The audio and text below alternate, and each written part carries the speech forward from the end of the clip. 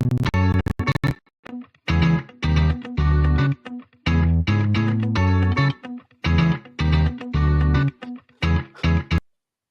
and welcome to the Clan Blue Podcast post-match reaction, sponsored by NordVPN. If you want the best discount code available off your 2-year plan, you can find the link in the description down below for a delightful discount code. I'm your host for this one, Dan Rolinson, joined by Matt Lynch. Matt, it's a pleasure to have you on again. How are you, mate?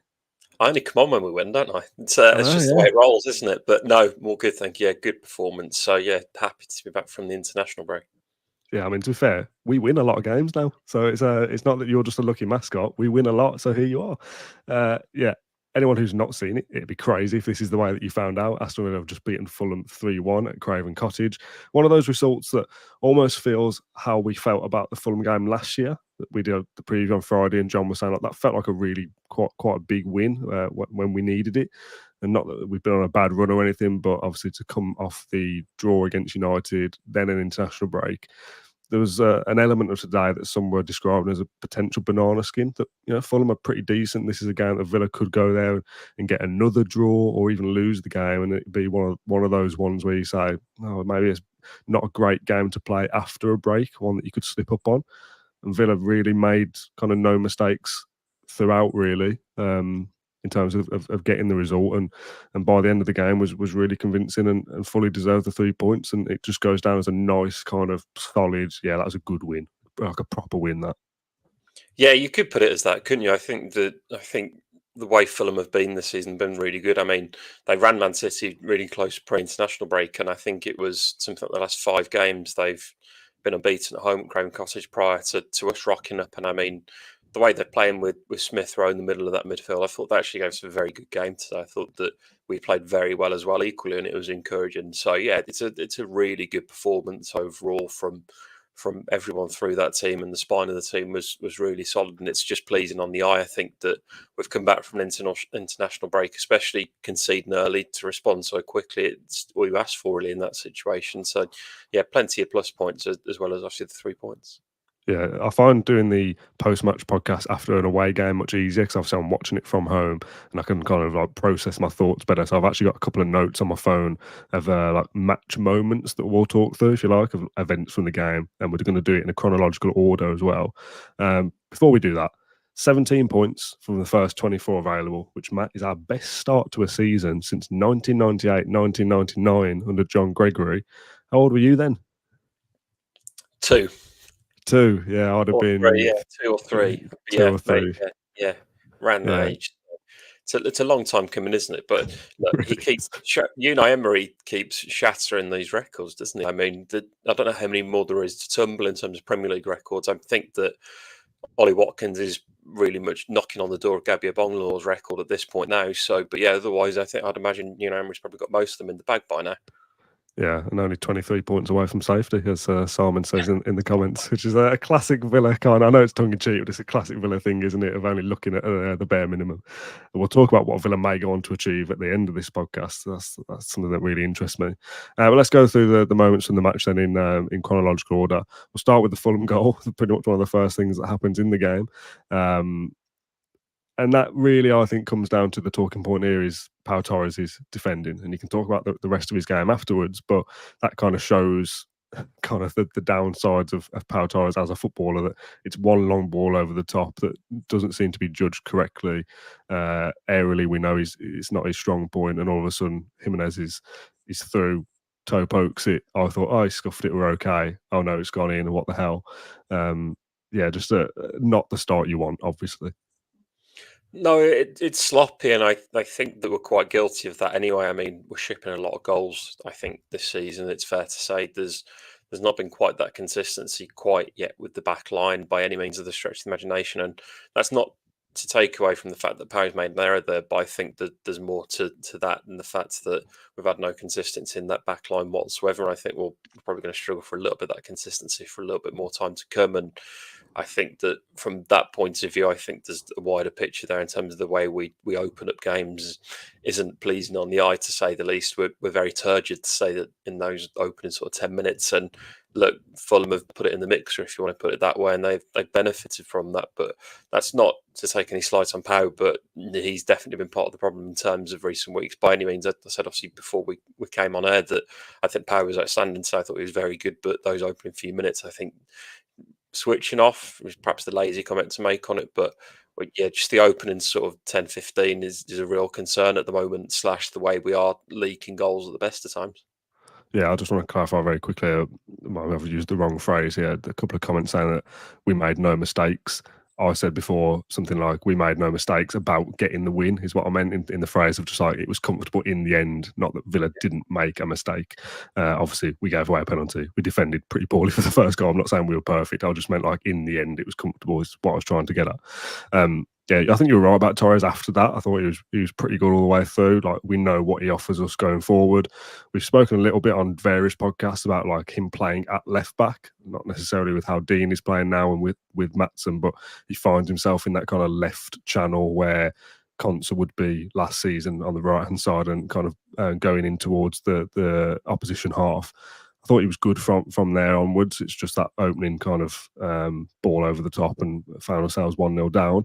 However, Morgan Rogers equalises, 5 minutes later or something, I think, via a deflection, one that you don't really care about, but good to see Villa get back into a game so quickly and not kind of rest their heads and think, oh no, we've gone down again. They're straight back to it. Yeah, look, it's really pleasing to see Morgan get that goal. I mean, I'm sure we'll come to his miss very shortly, but he's been crying out for that goal, I think, so far this season. I think his productivity has deserved that, and that's what I think I said before we started. Was it 4 contributions in the last 4 games now? That is for him. So he's in brilliant form at the moment. And look, I think that we need to be encouraging more of that and not necessarily shoot on sight, but the fact that he's actually had a pop and yeah, there's a deflection involved there, but you know what? I'm really happy to see him get that goal, and the response is the key part there. But to see him get that goal as well is equally as important, I think, in terms of his trajectory, and hopefully he can start finding his scoring boots a little bit more, despite that miss that come at the end of the half. So. Yeah, we'll talk about that miss in a second. I was literally just thinking then when you started about finding his shooting boots, I was thinking, well, he didn't find them about 30 minutes later. This is probably about chronological, actually, but it's not in my notes at all. But I've been distracted by the comments by Mr. Bishop. I don't know whether you caught this on your feed. This must be some kind of I don't know, security code name or something for the stadium. You think? Yeah. It was like attention please, can so and so report to Mr. Bishop or something, and there was a chant of like "Wee," and then about 5-10 minutes later, it was like attention, Mr. Bishop has left the stadium. Like, what does that mean? I have to Google that one afterwards. I didn't consider it as a code word, but perhaps it is. Yeah, that could. Surely that's just not like a fan or a Fulham board member or somebody called Mr. Bishop. Like, do we need to know he's left the stadium? Like, yeah, maybe that's a security thing or like a code name for like, we think really there's a problem, but actually no, there isn't. It sounds really bad, but when I think of Mr. Bishop, I just think of Villa's club historian, Rob. yeah, Rob Bishop. Yeah, maybe it was him. Rob Bishop's left the building. Everybody, we're just going to let you know. Yeah, funny. Okay. Anyway, let's move on. The penalty, or the first contentious talking point of the podcast. Straight up, was that a penalty on Matty Cash? Yes or no?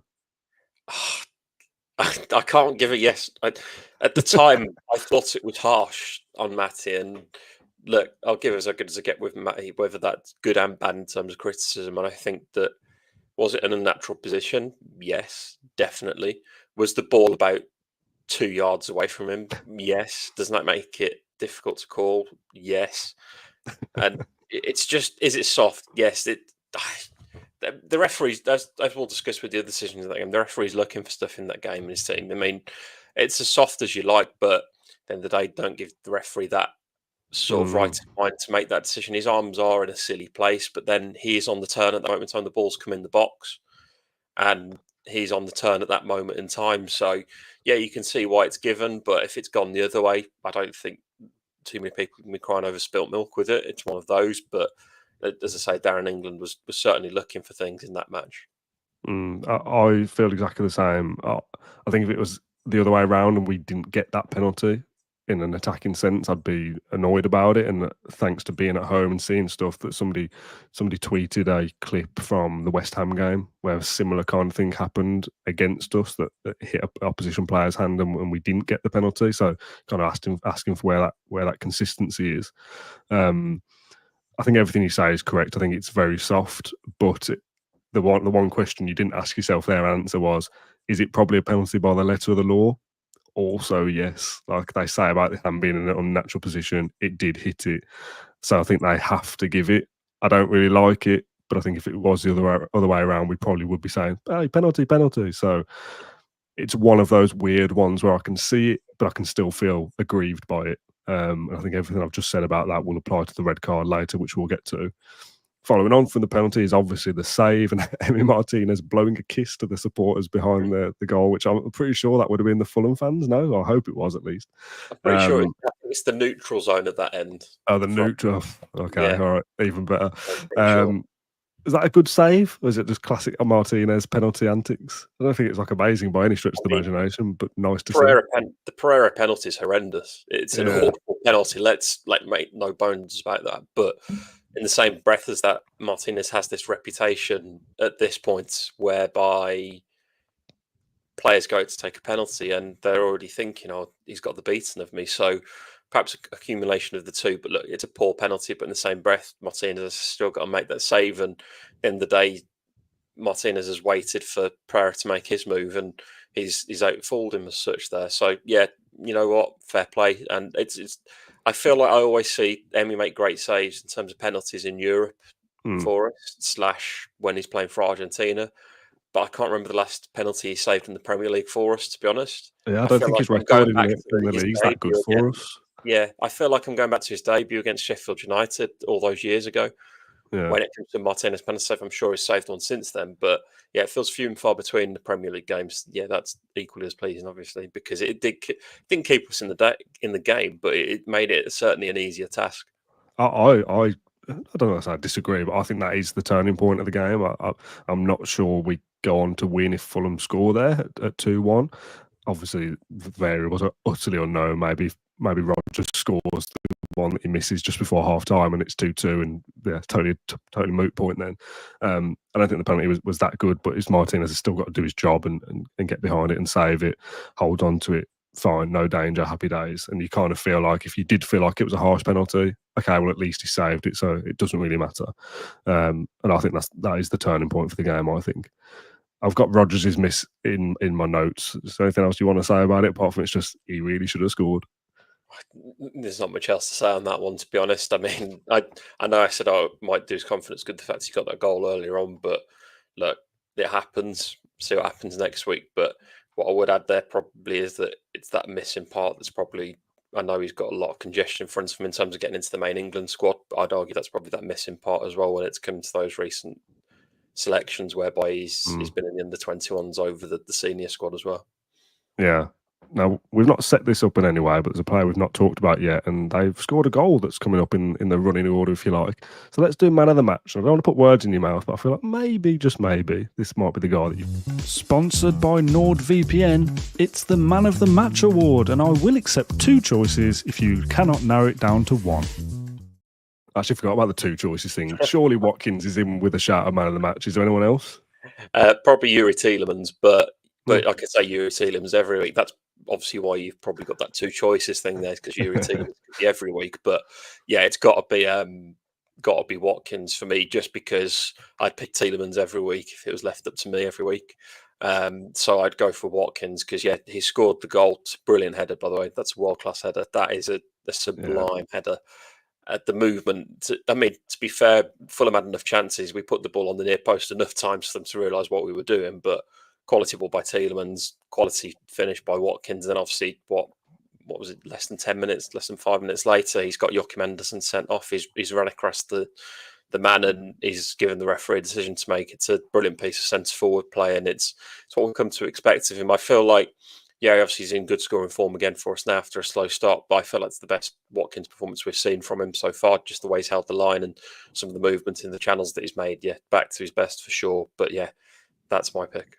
I actually feel for Watkins I don't know whether unlucky is the right word, but there was a couple of moments where you spot that he's made the run and the pass doesn't come his way, which is obviously not his fault at all. And if the pass does come his way, he possibly scores another couple of goals because he was in good positions. But yeah, the header was unbelievable, and that adds to his catalogue now of not just Villa goals, which he continues to notch up, but he's got a good couple of headers for us, hasn't he?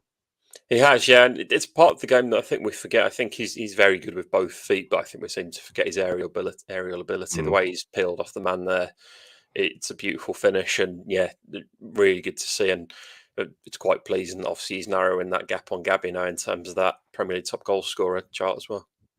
Outcomes this season? I knew you were going to ask this.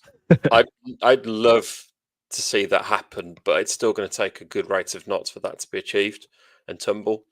But yeah, I'd like to stick my head on the line and say I think he will do, because I think that we will have a patch where suddenly we'll be starting to score 3 or 4 and not concede in the process as well. It will happen at some point, like last season where we shipped a fair few past Brighton at home, Sheffield United away, those sort of games that will come naturally during the season. I think that he'll start to narrow even closer come, January maybe. We'll be talking about it being hit by April, March time. I'll ask you 2 questions here, and you can answer with the one that you know. How many did he need at the start of the season, and how many does he still need? Because in my head, it was only something like 17 or 18 at the start of the season, which felt like, well, that's probably doable. Yeah, I must admit I've not checked for a couple of weeks, but I'm pretty sure it's about 14 or 13 goals. I want to check, to be fair, because I don't want to insult anyone with my guesses there, to be honest. So I think at the start of the season he needed something like 16, but that could be miles off. I'm going to I quickly don't think check. it was like if it was something like 22 or 23, like we've not had a player score over 20, donkey's year. So I think to say, it's going to happen this season would have been a more outrageous shout, if you like. I must admit, I think we're going to see it definitely, because he's 9 away now from equaling it. So yeah, I think we're going to see that this season now. I'd be very disappointed if he did not break Gabby's record. Something's gone very wrong. Not get another 10 goals when we've got another 30 games to go. Yeah, something's gone wrong at that point. He needs to score 1 in 3 for the rest of the season, which is more than enough for him to do it. Okay, all right, good. Nice to see Ollie Watkins become Aston Villa's top goal scorer there. We just decided that's happening.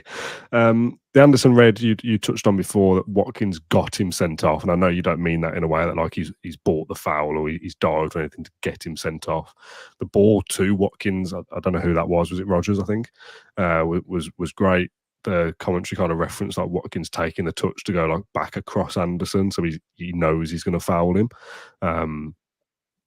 Again, I think what we said about the Cash penalty in terms of the red card being a bit soft, I think. And again, letter of the law, it's the last man, it's a potential goal scoring opportunity, and it is a foul equals red card, and I don't have any grumblings with that. But again, I think if that's a Villa defender bringing down, I don't know, Hoyland for Man United or something, I'll be going, oh, come on, that's soft, isn't it? Like, surely not. So I don't know. It's definitely a red card, 100% agreed. But it's one of those ones that is still kind of a bit like, I think we've kind of been on the benefit of one there. I disagree. I think it's a stonewall as you like, to be fair. Sorry, but it is. I think it's a stonewall as you come in terms of pens, in terms of red cards. I think that at the end of the day, he's clearly shoved Watkins out the way, and I don't think Joachim Anderson's probably considered what's around him at that point. He's caught in no man's land because it's a very good ball that's into Watkins in the first instance. He's played it across his man, and from there, it's just foolish. And I mean, I'm going to say we obviously benefited. Clearly, we did, but the frustrating part there is the fact that Upamecano had 2 of those incidents against us in the Champions a couple of weeks ago, and there was not a peep in terms of the idea of a red card. Granted, Watkins is 30 yards up the pitch in comparison to at Villa Park a few weeks back. But principle still applies, and there's still very much that inconsistency across the board from Europe to the UK and England, and obviously in terms of those decisions and the way the rules are applied. So that's probably I'd hedge my frustrations with. But yeah, obviously it's helped us massively, but it's very clever from Watkins in that moment. Yeah, I agree. It's a red card, but if it was given as a yellow, I'd have gone, yeah, okay. Kind of one of those ones, you know what I mean? We've seen them given as a yellow before. Yeah. Dean obviously then puts the ball in that we score and we get the own goal, and it's a kind of, it's another one. I felt we'd win 2-1 anyway, so to go on and get the third is, not much to say really. Whilst we're on the topics of red cards, let's do Philogene as well. Again, I feel this is a strange one, to be honest. I think it's what we've seen with previous previous instances having that inconsistency. The Morsey one for Ipswich, Upamecano for Bayern, and Rashford for Man United not getting their second yellow. And I don't particularly agree with this thing about the second yellow has to be kind of worse than the first one, or it has to be a bad foul for it to be given. I think if you give two fouls that are both worthy of yellows individually, no question, however soft it is, it should be one. My query is there even enough in that foul from Philogene for it to be a foul in the first place? Never mind be a second yellow. Yeah, I mean, I think the ref's been sold down the river on that one. I think it was probably a dive. It was very theatrical, but at the end of the day, Philogene will learn from that. Jaden will learn from that. Sorry, in the sense that that's what happens in the Premier League. Hard yards, hard lines, and all that. If he was in the Championship last season, probably he's not going to get sent off, to be honest, for that second offence. But in the Premier League, it's a different ball game altogether. Obviously, it can't be rescinded as it's 2 yellows, so it's tough luck. And ironically, I was going to say that there's an argument to say that Jaden starts over Bailey next week. Yeah, he's unfortunate, and the referee's clearly still looking for stuff in that match at that moment in time. But you don't put the referee in that position whereby that's going to happen. I mean, we're cruising at 3-1 up there. We're, what was it, 87, 88 minutes at that point? There's no necessary need to even be going for it with an idea of trying to bring him down because they're on the attack to make it 2-2 or whatever. It doesn't add up from that perspective, but that's just a little bit of naivety that comes with age and experience, and I'm sure you and I will probably be on that same bandwagon. Yeah, just a bit of a strange one. Is that right that you can't contest it if it's 2 yellows? You can only overturn straight reds? Yeah, I'm pretty sure. Yeah, I'm pretty sure that's the case. Okay, all right. Well, let's all just take your word for it. I must admit the way the rules are at the moment, it does slip and turn between the two of them. So, but I'm pretty sure for because it's only one match as well. So, yeah. Somebody has asked about what was with the walk of shame. The commentator spotted, I don't know what, some conversation that he went off the pitch to walk around the edge, which seems completely logical. I don't know why they would have said otherwise, but apparently Philogene was told, actually, no, the shortest route to leave the playing field or whatever is to cut across the pitch because the tunnel is in the corner. But it's like that's just disrupted the game even further. Like just let him walk around the edge. That's why they did it, but why they did it, I don't actually know. Just let him walk around. It's not like he's going to get massively in trouble with the neutral end, is he? With getting stick or anything? Like, just let him walk around the edges. Come on. Okay, fair enough. I didn't really know how much to add on off the end of that. No, that's fair enough. No, but I can do though. But all I'd say there again is that this is the inconsistency of the rule book in a nutshell, to be honest. So, yeah, I mean, Philogene's walk of shame did allow him to do the 3-1 to the supporters or the 1-3. So, yeah, nice. I mean, you're in no position to say that when you've just been sent off, I must admit. Fair enough. What that leads us on to, I suppose, then is another couple of talking points. We'll wrap up in a sec. I've got here BaileyFrustration in my Apple Notes app, and I've gone back to how I feel about Bailey in the season before last, whatever year number that was, 22, 23, 21, 22, I don't know, it doesn't matter, where you kind of felt like there's something there, we know there's something there, we know now there's absolutely something there because he was fantastic last year. But why is his touch so loose? Why is he holding on the ball so long? Why isn't he kind of pinging off passes? And don't get me wrong, he had his moments throughout the game. He wasn't terrible throughout, but I felt, actually frustrated watching him, and I've not felt like that for a while. Damn it, my battery's gone, but I'll make my point and then come back. Bloody camera. It's throwing me. I can't remember what my point was. He's just very frustrating, like this camera battery. Continue, Matthew. Yeah, it is just an oddity with Bailey that you do get these hot and cold patches. I mean, I'd argue it's been very cold since April, March even, but we know for well he's been playing for an injury for so long now that it surely isn't still the case, because I think Unai's had opportunities since then to rest him and he hasn't done. So it'll be interesting to see how the next few weeks pan out for him. I mean, with Jaden obviously now being suspended for the Premier League game, is it the case that Jaden starts on Tuesday? Probably. And is it the case that Bailey doesn't? Not sure. But I think, there's something more there with Bailey, because it's just very odd in terms of the there's something not right in terms of his physical demeanour, I'd say, in terms of is there an injury that he's still carrying? But then we've seen situations where you'd think he'd have been rested if that was the case. So very cloudy on that front. And it is frustrating to watch, it is. But at the end of the day, we're a team now where we're not reliant on someone like Bailey. I'd argue in the start of 21-22, we were probably hoping and reliant on somebody like Bailey turning up and digging it out for us. But obviously now we don't need that to be the case. We've got other players that can do a job at a very high level that we don't need to be worrying about this whole idea of Bailey carrying us. It's just one of those things where it will come good, it'll happen, but yeah, it's just not clear, is it? And I don't think anyone's going to particularly say, "Oh, Bailey's actually carrying an injury." Why? Unai's not going to come out and say that necessarily, is he? So I don't think we will truly know until maybe he does get rested. / we start to see the best of him again. I'm now on my Mac webcam, which I used to think looked really good in comparison to using my actual camera. It looks terrible. Somebody's asked if I use a Canon camera. It's a Sony one. I have got like the battery pack plug-in for it, but it keeps I almost swore then, keeps causing me issues. Anyway, let's end this podcast then. A couple of other bits. Nice to see John McGinn get a couple of minutes. But the kind of roundabout point there is that I feel almost like cheated isn't the wrong word, but like we were winning the game pretty comfortably. I would have liked to have seen Kamara make his comeback and just get 5 or 6 minutes just to say he's come back. You know, whether he plays a part against Bologna or Bournemouth next week, who knows? But it would be nice just to get one of those ACL players, Mings or Kamara, back ready for a little appearance. Yeah, I think to be fair, the game was probably getting a little bit feisty for that to potentially be the case with Kamara. I don't think that's probably the main thing, but I think that we don't see Kamara now, to be fair, until perhaps Crystal Palace in the Cup in, week and a half, Wednesday, Tuesday, whichever day they've put that on.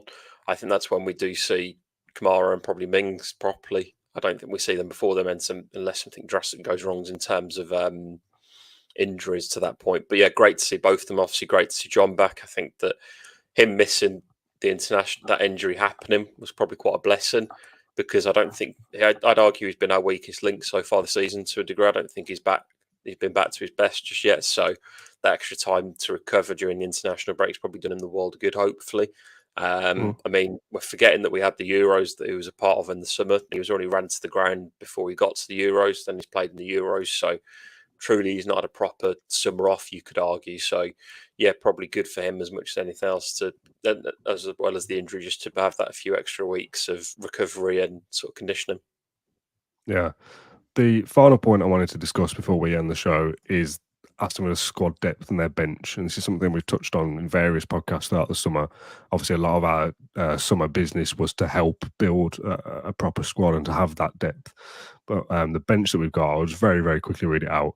Joe Gauci, Ezri Konsa, which we thought maybe he might start. So if he does, it's Carlos for the bench. Ian Matson, Ross Barkley, John McGinn, Emi Buendia, Boubacar Kamara, John Duran and Jadon Philogene. Is some bench, isn't it? And I saw Dan Bardell tweet it might be the best bench we've ever had during his time of watching Villa, which, he's older than us. So if that's true, it's the best bench in our lifetimes as well. But it feels seriously strong, doesn't it? That, I mean, a lot of those players you make arguments for starting. Obviously, Konsa and Kamara are probably in our kind of best 11 anyway, and possibly McGinn as well. But John Duran is now an international. Emi Buendia, less so, obviously the injury. Ross Barkley, not an international, but a very experienced player. Ian Matson, an international, and played in the Champions League final. So this isn't just a case of having, there's 2 or 3 really good players there, but there's a couple of kids as well. That's a seriously strong bench. The kind of wider talking point here, I suppose, is I'm not going to ask your opinion on how good is the bench, because the answer is, yeah, it's good.